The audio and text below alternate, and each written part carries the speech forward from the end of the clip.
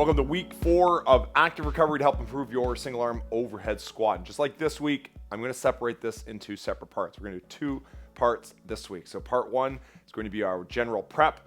This is going to be for everyone who's not using any equipment to work on full body mobility. And we're going to transition to part 2, which is going to be prep for the single arm overhead squat. Again, the great proxy for full body mobility. So for this, if you're doing the second part, you're going to need a kettlebell or a shoe. I'm actually going to focus a little bit more using the shoe for some form, and you can also get some wedges. So wedges can be used to bring your heels up off the ground a little bit more to make the squat a little bit easier.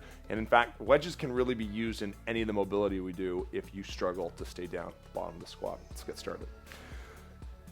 Feet together, hands together. I want to get first going into some rotations. Elbow, draw back, and then look back at the hand. Draw the elbow back, look back at the hand. So palm is up.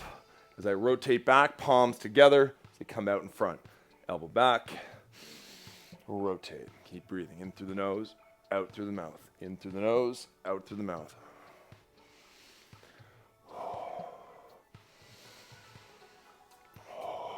Each rotation, get a little bit further. Look back, over at that thumb. Finish that rotation in 2, 1. Good. Little curls here, Jefferson curls here. So I want you feet together again. Think about the chin tucking and then each spine segmenting individually. As I hinge, my butt comes back, spine begins to round, arms are hanging. And I don't want to push down, I just want to allow myself to hang naturally. And then palms facing together, thumbs out, away from the body, lift up, and then they come back. Keep that chin tucked all the way to the top, around the spine, 1 vertebrae at a time, hands on the tops of the hips. Push the hips forwards, look back, and then repeat. Chin tucked, around the spine, 1 segment at a time, 1 vertebrae at a time. Push that butt back. Just let the arms hang, thumbs away from the body, reach up to the ceiling, and then back down, back up. Hands on the tops of the hips, press hips forwards, lean back, 1 more rep.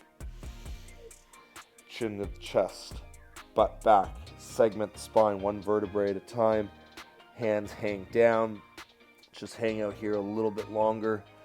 And we're going to just rotate. Think about hands moving from the left to the right side, back and forth. Feel an increase in the stretch. In through the nose, out through the mouth, and then arms away from the body, thumbs up to the ceiling, hang out, and then hands back. Slowly back up, 1 vertebrae at a time. Hands on top of the hips. Press the hips forwards. Lean back. And then back into the shoulders. Shoulder circles. Forwards start. Feel those shoulders come up to the ears and then let them fall. Switch directions. In through the nose, out through the mouth.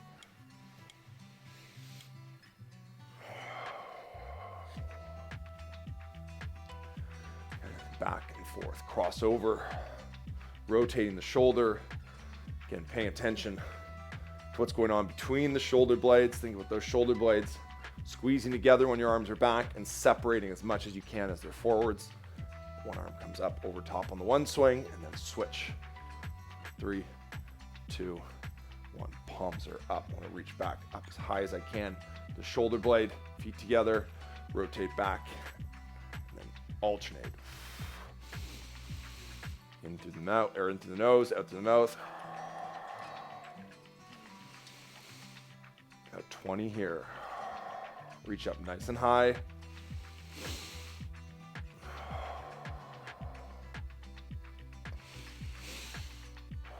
This is a good demonstration of mobility versus flexibility. So being able to get your hands to go up as high as they can on the shoulder blades versus grabbing, let's say, a towel or a dowel and stretching yourself into that position. And ultimately, this mobility is going to help lead to better overhead positions. So the higher you can get your hands up without having to stretch them, right, the more ability you have to get through that full range of motion. Now, stretching can help get through that full range, but the movement is critical here because everything has to work together. Learning how the shoulder blades, my form's breaking down here, so I'm not paying attention. 4 more. How the shoulder blades need to move around, float, sort of glide over the back. 2 more. 1 and 2. We're gonna get palms out. 1 palm comes down, chin over to the side, palms up, alternate. 10, 9, 8. Press those fingers away towards the wall.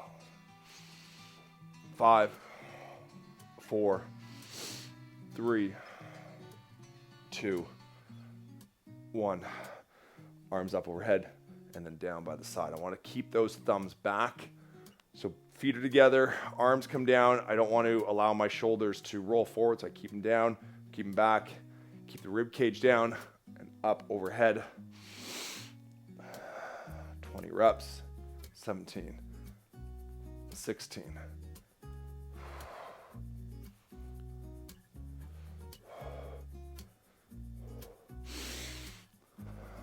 10, 9, 8, 7,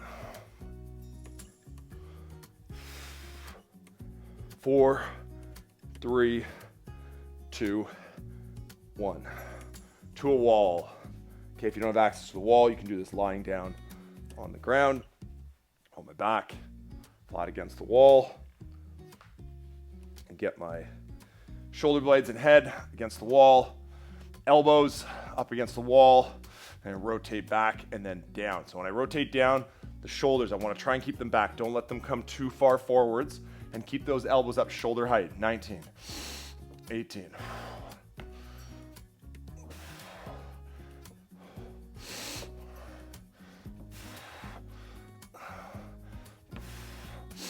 10,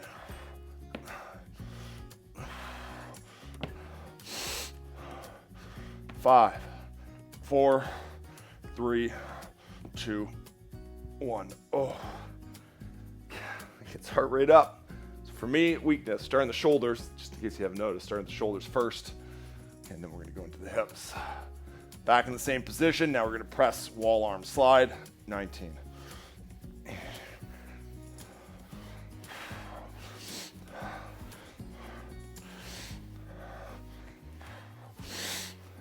Last 10.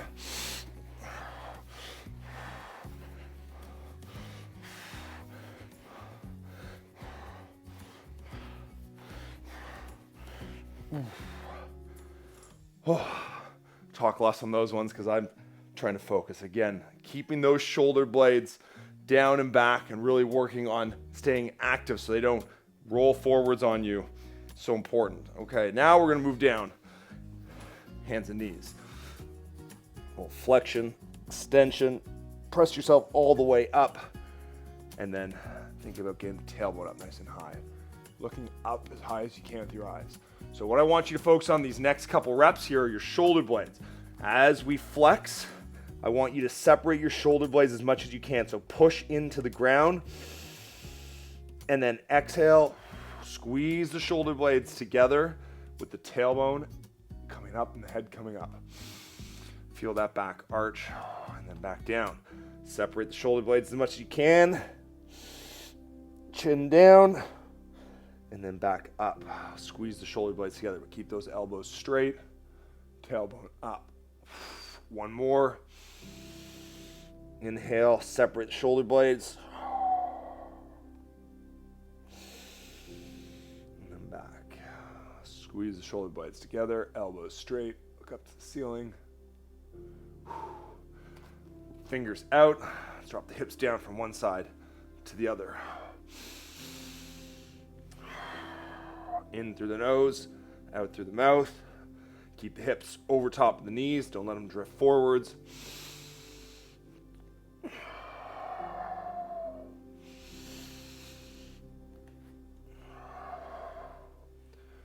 4, 3, 2, 1.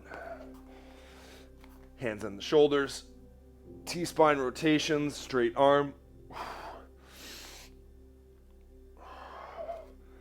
Pressing the ground. Get up as high as you can on each rep. Get a little bit further.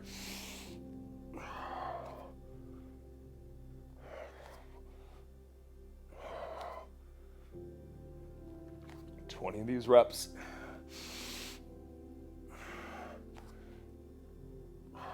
10 more.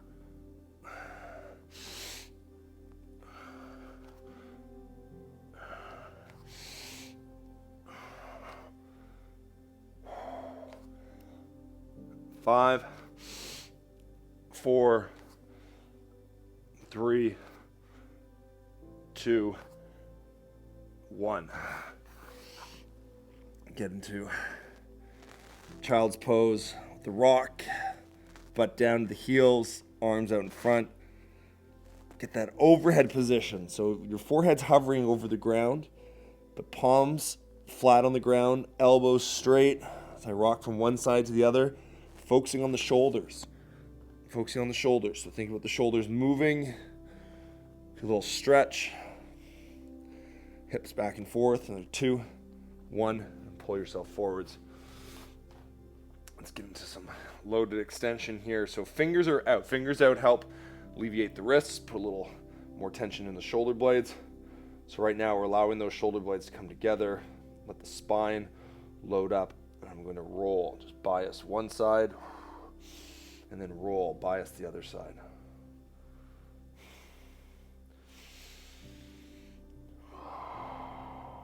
Inhale up and exhale at the bottom. Good. Then we're going to go into a down dog. Pedal out. Arms overhead. Again, focusing on those shoulders. As we press the heels down, push the opposite hand into the ground. So as I push my right heel down, push my right hand into the ground. Left heel down, left hand. And also thinking about the overhead position. So my spine and arms in a line, chest coming down towards the feet. Head neutral with the spine. 4, 3, 2, and 1. Wipers. Heels close to the body. Drop the knee down. Just trail behind the foot. Find your position here. Allows you to get your shins off the ground and down to the ground at the same time.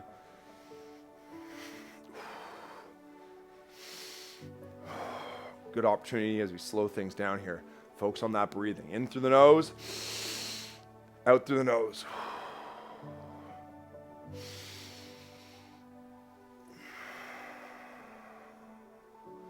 Okay, stay on one side. Figure 4.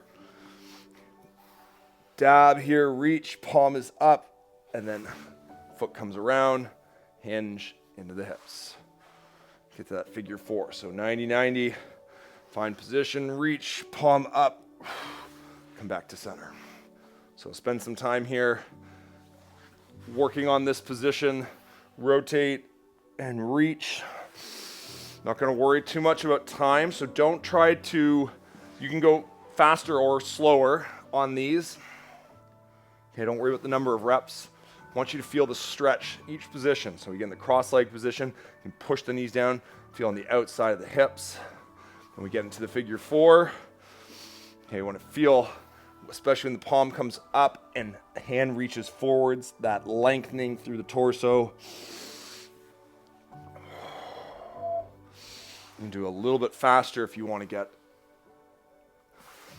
more heats. I mean, it's not going to be too challenging in this one, but if you feel like you don't feel as much of a stretch as, let's say, I do, which is one of the reasons why I do this one so frequently, and it takes me longer to get loose in these positions, then you can go a little bit faster, get some additional reps. If you feel like you've got a big stretch, feels good, hold it a couple seconds longer than I am. 4 more here.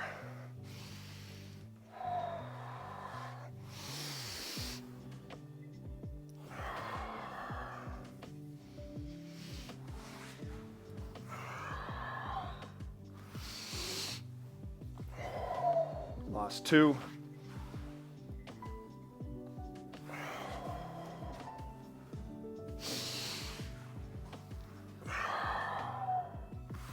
And up. Let's go into a frog position. Knees out wide. Find balance between left and right with regards to the stretch being even. So if you feel like you've got more of a stretch on the right side, adjust so that it balances out onto the left. Pulsing back and forth. Once you find that even position, focus on your breathing in through the nose, out through the mouth.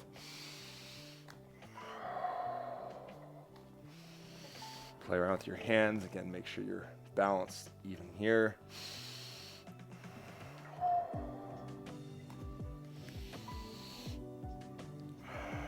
And then just pulse.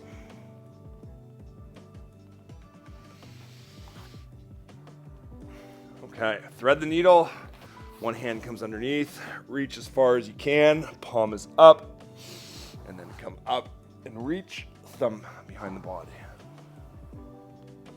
5, 4, 3,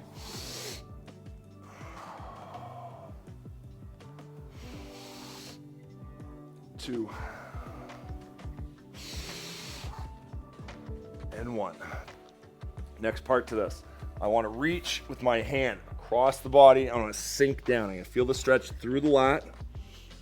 Butt comes back. Feel the stretch through the lat. And then I just want to wave here. So the arm stays fixed, but my shoulders, torso move back and forth. Okay, and I can inch my hand away from the stretch. Try and keep that elbow. I don't want to bend it too much. I want to lengthen through the lats. I'm feeling this down the side of the torso. In through the nose, out through the mouth. As I just gently wave back and forth with the torso. Inching my fingers forwards, increase that stretch.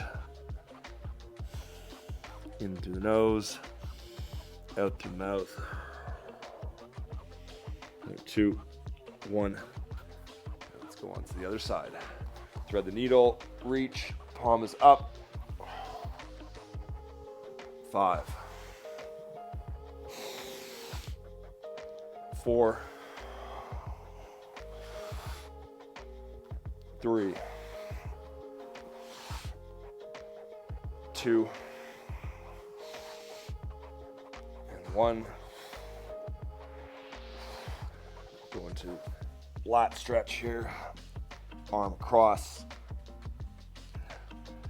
Sink the hips back and then wave back and forth.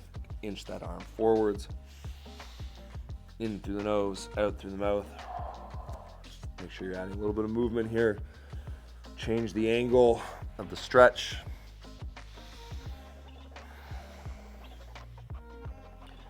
And for me, this is where I begin to see and feel the imbalance between left and right. So your lats, you might have only felt this by your shoulder blades. You might have felt this in the middle of the torso. You might feel this all the way down through the obliques and through the hips. And from a rotational standpoint, especially those of you who struggle with windmills or getting into even the Turkish get-up, which has a windmill component of it, and definitely the overhead squat, this is going to be a limiting factor. How much your torso can rotate to allow that shoulder to stay overhead. 2, 1, and then come back. Next part, half kneeling. Rotations here. I want to sink back, sit into the high hamstring adductor. So I want to sink back in through the nose, out through the mouth.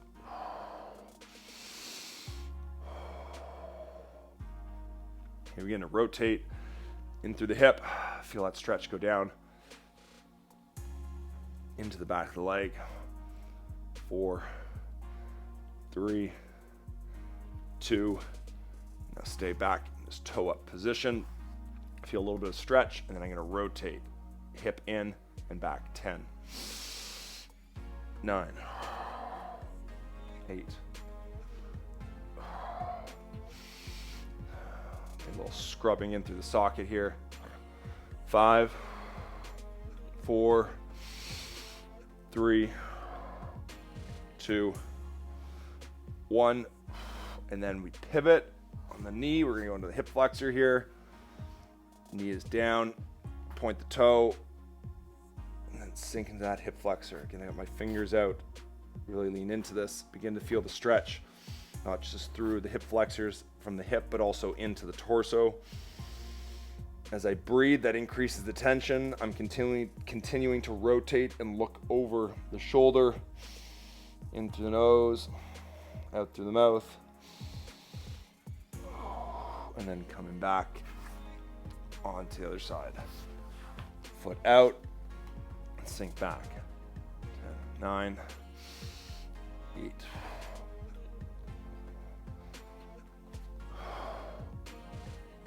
5, 4, 3, 2, 1. Okay, and then rotate, pivot that leg in and up. 10, 9, 8, 7, 6, 5, 4, 3, 2, 1. Okay, definitely notice on this side, not as mobile as the other side, or at least it doesn't want to move around in the socket quite as much. Gently rotate. This is also the hip that pops on me more than the other one. Point the toe, sink down.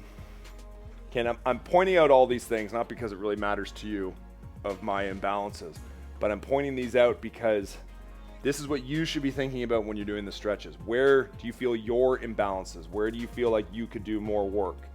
In through the nose, out through the mouth. Okay, you want to be in tune with how your body feels. What isn't symmetrical? What areas you might want to stretch a little bit longer or spend more reps on to help balance it out. 2, 1, come back to center. Okay, feet out in front of you. Get into a seated position. Toes to the shins. Okay, I feel like the Achilles side, it's looser. So if you feel like you don't feel even, adjust your hips, pull your toes to the shins. Okay, although you probably can't see the difference from where you are. So pulling those in, you want to feel a stretch in the back of the legs. I feel this a lot in the calves, not so much in the hamstrings, but some of you might feel it more in the hamstrings. And then I want to rotate and then rotate. Okay, and this, we are just getting so many different angles in the spine help rotate. And from a full body mobility standpoint, so we exercise doing a lot of squats, lunges, overhead presses, pulls, and that helps stretch us into those range of motions. What we don't do is a lot of rotation through the spine, a lot of rotation through the hips, mainly because it can get pretty dangerous doing the rotation through the spine. So I think if we're doing heavy rotations all the time, but it is important, the more space, and there is a limit, it's not that we want an infinite amount of space, but the more that we can move within that limit without resistance, the more control we're going to have over our range of motion and ability to move objects without getting into compromised positions, which can lead to injury. Now, of course, this is a spectrum. If you go too far, same thing can happen. But one lecture at a time. Over. Last one. And good. Okay, so from here, I'm going to, if you need to bend your knees to relax out of this one, do so, but then come back into it. I want to get feet out just a little bit wider, hands on the insides, and I want to just pulse and reach towards the heels. I want to make sure the toes stay up, so don't let them fall out. I want to keep them up, reach. Combination here. Back, a little bit of hamstrings. Pulsing, reaching. Okay, I'm not grabbing the feet right now because, again, it's not about stretching. It's about being able to put yourself into this range of motion. But if you do, I mean, my mat's got little lines on it. I'm thinking each time I hinge, well, it's not really a hinge. Each time I bend forwards, my fingers are going a little bit further, but I want to keep those knees flat on the ground. Another 5, 4, 3, 2, and 1. Flip onto your knees. Go into some mini saddles here. Toes pointed. Sink down onto the heels. You're going to roll back and forth first. Okay, I want to push. So I've got my knuckles, fist down on the ground. I want to push the hips up into the ceiling, feel a stretch through the quads, and then I'm going to roll my hips left and right. Roll the hips left and right. As I do that, feel a stretch going one quad more than the other. Press those hips up. Think of those shoulder blades away from the ears. Squeeze the glutes. Active here, okay? We're not passive, not yet. I want to press the hips up. Feel that stretch through the quads. In through the nose, out through the mouth. In through the nose, out through the mouth. Now we're going to sink down if you can. So that's our stage 1. If you can, stage 2 is down onto the forearms. Okay, well, I want you to stay in this first before going to stage 3 because you're going to press the hips up. Okay, until you feel that stretch in through the quads, hips up. Okay, it's hard to talk in this position. Focus on your breath work. Again, glutes are active. I'm squeezing the butt, pressing the hips up. And I breathe. I feel this through the abs, into the stomach. And then if you can, all the way down, head onto the ground. But still pressing those hips up. Okay, depending on where you were, stay in either that stage 1, 2 position. 5, 4, 3, 2, 1. Slowly make your way back up. Go to a down dog. Pedal out. Drive those heels down. Feel a stretch in through the calves. Play around with the angle of your knee. A bent knee is going to put more of the stretch lower. Straight knee is going to put the stretch higher, so alternate. You can do 2-3 reps with the straight knee, and then bend the knee, 2-3 reps, that bent knee. And into a beast. Okay, beast position, hands underneath the shoulders, knees an inch off of the ground. Let's go scapular push-up, shoulders away from the ears, 10, 9, 8, 7, 6, 4, 3, 2, 1. Going to under switch. Let's find this crab position first. Screw the shoulder into the socket. So I got to adjust my hand here. I've got my hips, my butt down. Again, active through the chest here. I want to press the hips up. Shoulder screws into the socket. I'm looking at my hips. I want to make sure they're nice and even. Knees over top of the feet. Pressing both feet into the ground so the heels are on the ground. Shoulders screwed in the socket. Pull the opposite elbow down. This is going to increase the stretch through the chest. And then I'm going to reach overhead. And then come back down. Pull that elbow down, all while keeping the hips up. Elbow down. And over. Elbow down. And over. 4, 3, 2, and 1. Hips back down, slowly back into the beast, and then on to the other side. Okay, take your time with this one. Don't rush through it. We're not going into this reach right away. We want to get stability through the shoulders. Throw the hips up. Make them nice and even. Feet push through the ground. Knees over top of the feet. Again, shoulder screwed in the socket. Elbow comes down. Feel that stretch through the chest. And then reach. Elbow comes down. 5, 4, 3, 2, and 1. Coming back down, but into the beast. From the beast position here, go side kick, foot out to the side kick, foot out to the side. Okay, so if I go from this side so you can see, beast, kick, over. Okay, now let's go heel off of the ground, point the toe, make sure you come back into the beast, point the toe, drive that elbow back, open up through the chest. 5, 4, 3, 2, 1. Back into the beast. Holding on to this position. In those shoulders active. And we're going to walk back into the squat. Okay, and from the squat, pedal heels, one heel up, one down. Use your elbows on the insides of the knees to pry them open. Okay, shift your weight left and right. Find all these different spaces. So as we begin to transition into the squat pattern, squat and hinge pattern, move away a little bit from spine and shoulders, which are ready to go. I just move, so I'm gliding from one foot to the other. Allow the hips to sink down. Okay, and then let's stay in this passive squat.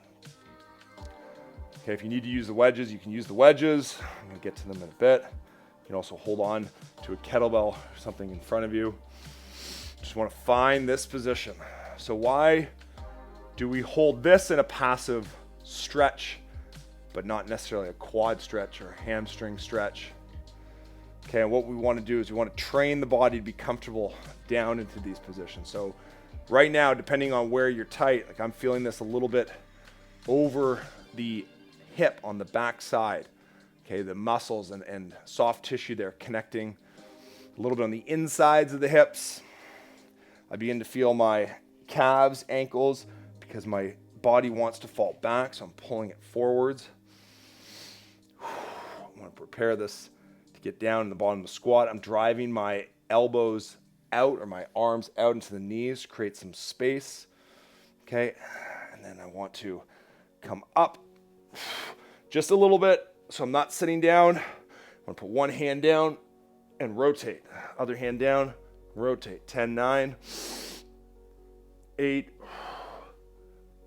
7, enjoy this burn. 6, 5, 4, 3, 2, 1, and stand up. Shake those hips out. Okay, so next part, little squat prize. Gonna grab the outsides of the feet, arms on the insides of the legs, so find your stance. I'm gonna sink down to the squat, and I'm gonna press the hips up. I don't need to, I can't straighten my knees all the way, but if you can, go for it. I sink down, and then I come up, and then I sort of wiggle. Demo on the side here. So hands on the outsides of the feet. I sink down as low as I can, and then hips come up, wiggle, create some space.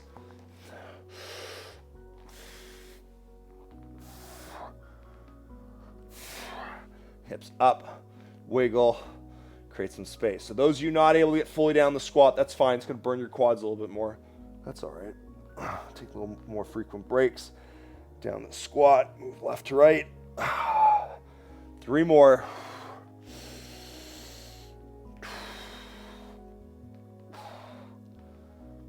3.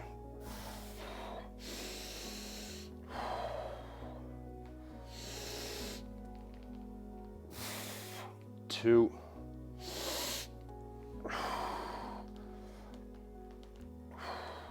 Okay, I'm able to straighten them now, and I couldn't at the beginning. Last one. And up.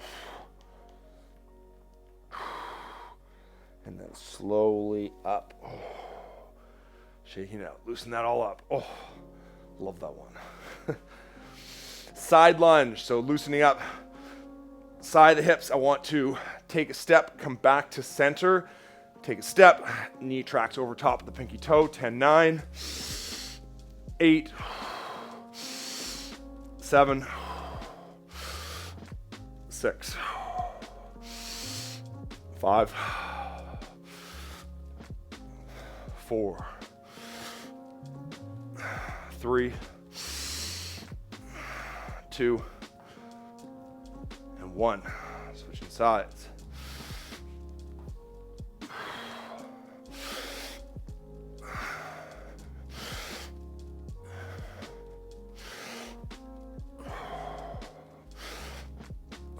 Last 5.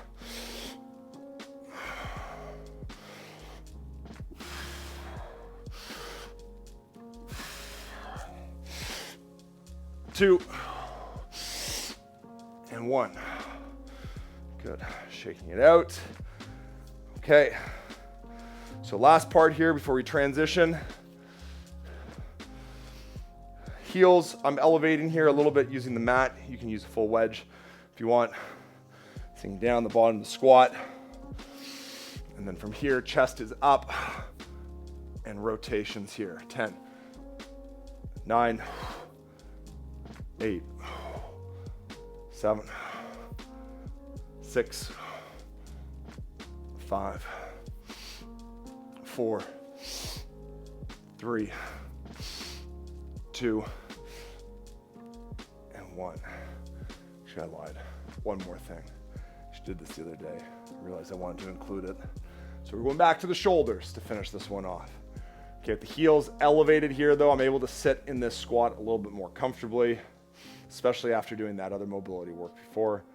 3, 2, 1. Hips come up, shake it out. Okay, so this little Spider-Man push-up to finish things off. So how we're doing this, get into a push-up position, and then you want to get one leg out to the side. Now the leg that's out to the side, I'm going to be falling into that arm. So I come down and then press up. Okay, I'm still helping out with the other arm. Come back into a plank, and then leg comes out. But notice how I fall into this arm, push back up. Okay, now if this is too difficult to do entirely, you can go from the knee. So as you go from the knee, you don't have to put quite as much pressure. But again, if that's too challenging, then you're going to, when you come down here, you're gonna completely relax and then press up and then bring yourself back up. But if you can, leg out to the side, hip off the ground. 8, 7,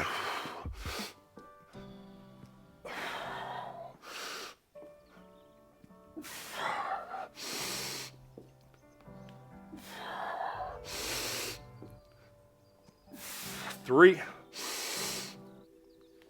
2, 1,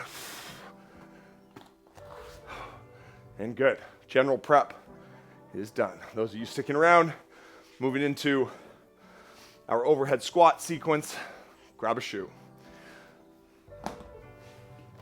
Next part, so half kneel. Let's work on our patterning here. Fist. And as I was saying this last time, I realized I should have been doing the shoe because it's harder than the kettlebell. This is going to force you to stay in position. So arm up overhead, pinky or fingers down to the ground along the thigh. So I don't want you to, recovering here, slurring my speech, I'm focusing on the spiral. So as I hinge down, I push the butt on this angle outwards. I'll demo from this side. Okay, I'm working on that hinge, that spiraled hinge. If you can, work the forearm down to the ground, but only if you can keep your back straight. Most of this is coming through the hips. Okay, I want to get as low as I can with a straight back. No going down like this. I can get my forearm down to the ground here, but now I have rounded my spine laterally. And this is even worse than flexing it beyond its position or hyperextending. 2, 1. Good, other side. I'm really out of breath. I don't know if you understood anything I just said, but make sure your form's good. That's the gist of it. Okay, other side. Shoe on the fist. Begin that hinge. We're working on the pattern. I'll remind you again here, week 4, this is where you should be filming yourself if you are unsure. Okay, if you are unsure, film from a couple different angles. Send it to me. I will gladly comment. 5. Get a little bit lower, keeping the back straight. 4, 3, 2, and 1. Okay, good. So I've got that position. Arm is overhead. Now we'll go into the full windmill. Okay, with the kettlebell. If you don't have a kettlebell, you can still use the shoe here. Okay, the initial movement of that pattern is what's so critical. That's why I like to groove that pattern first with the half kneel, because it has a little less complexity to it. Okay, I'm going to increase the weight from what I did last week. But again, use that shoe. If you don't have a kettlebell, use the shoe. So we're going to go 10 reps on one side, 10 reps on the other side, and then we're going to go into the single arm squat. Okay, and it's not a full workout in a sense that we're getting 3 sets of 10, let's say, for each one. I am more interested in the pattern grooving and going through this consistently.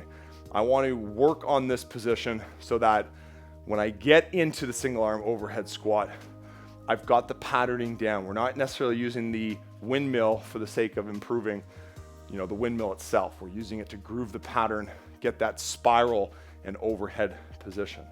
So up overhead, start with your non-dominant side. Got my false grip, my feet, if you remember from week 1, are hip width. I'm gonna open them up away, hinge, and then arm down the inside of the leg. 10 reps.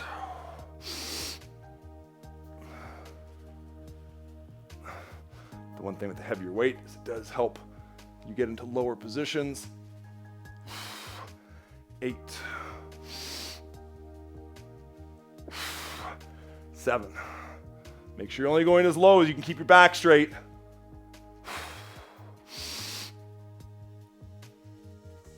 5, 4,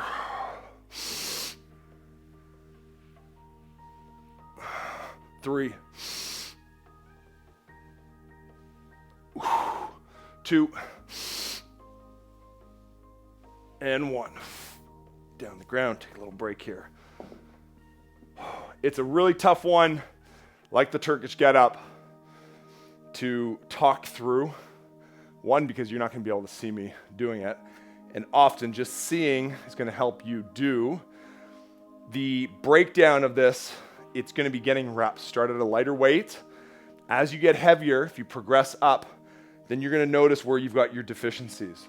If you feel like you're bending more, maybe you're getting blocked. What I mean by that is what I see is people get to this hinge here and they block themselves from spiraling. So instead of spiraling, right, where you can see the chest starts to rotate from pointing this way to this way, they get blocked. For whatever reason, they start to bend down the side. And this is going to be something that really, unless you see yourself do it, I said film yourself, unless you see yourself do it, it's going to be tough to identify. And you need to be able to feel this. These are some of the exercises you can't see yourself in a mirror doing it properly or not properly. So it's something that you can do to film yourself. Other side, 10 reps. We'll never do these, and this is why I take a little bit of rest, under metabolic stress. So when we wouldn't have, run 400 meters, here we go, and then do 20 windmills, because the unnecessary risk isn't warranted for this type of movement. Unnecessary risk is never warranted, but the risk to fitness ratio is not an educated decision to do it this way. 6 more.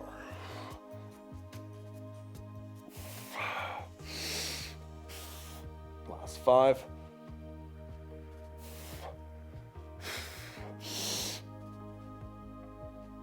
4. 3.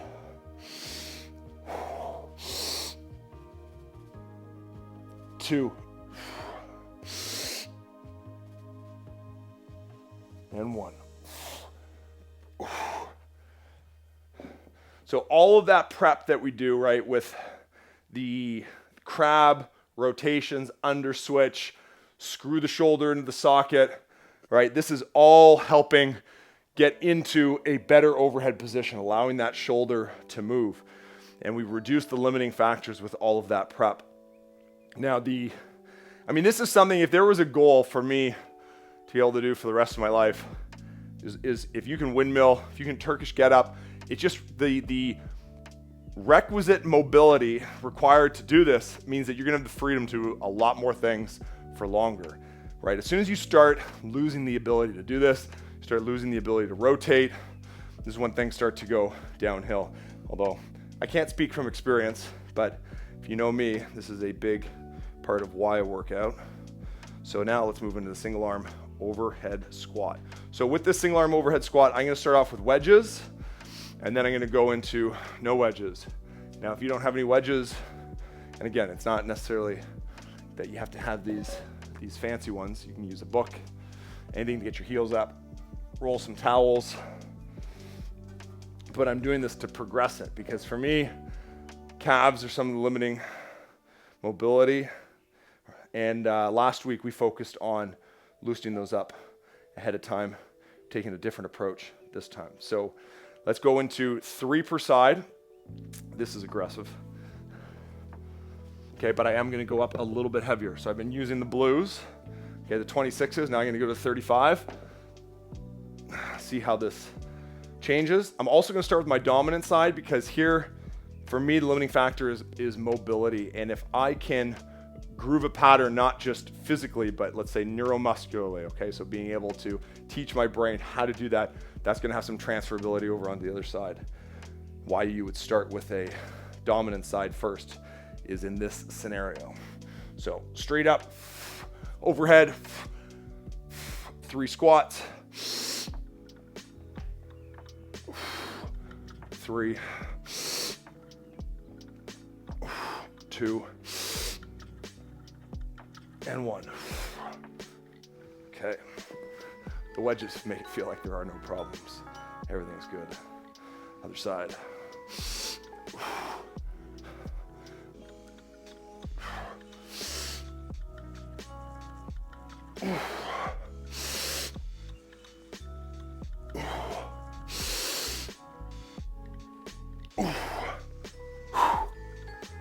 Good. Okay, drop down. No wedge. Actually felt pretty good.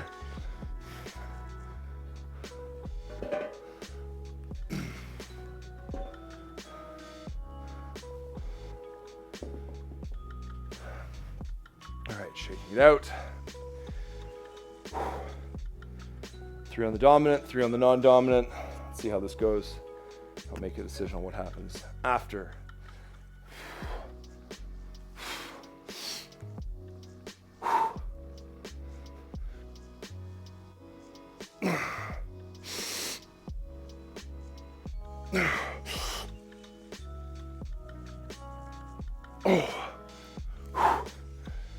Really only this incremental improvement week to week can be seen from video week to week. So looking at my week 1, week 2, week 3, now week 4, because it still feels like there's a ton of work that needs to be done here. And I haven't even done the bad side yet. All right, here we go.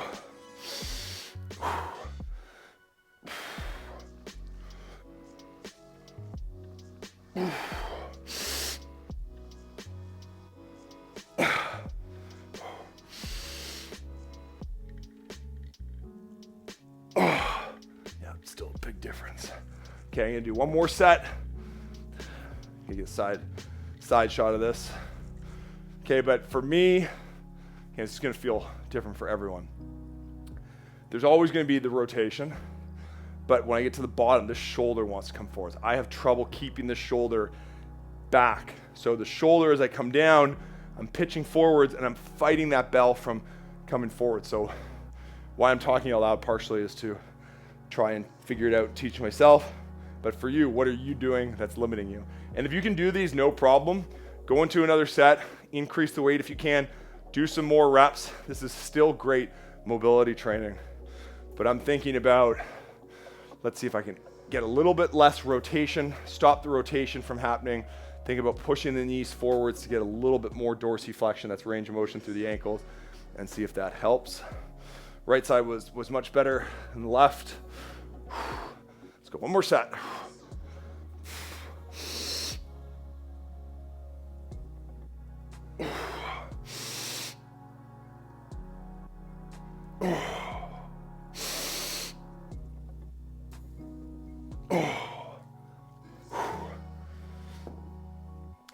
Side.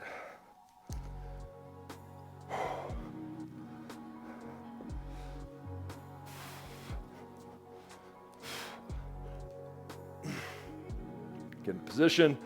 So I'll recite that to myself again, a little less rotation, a little more dorsiflexion.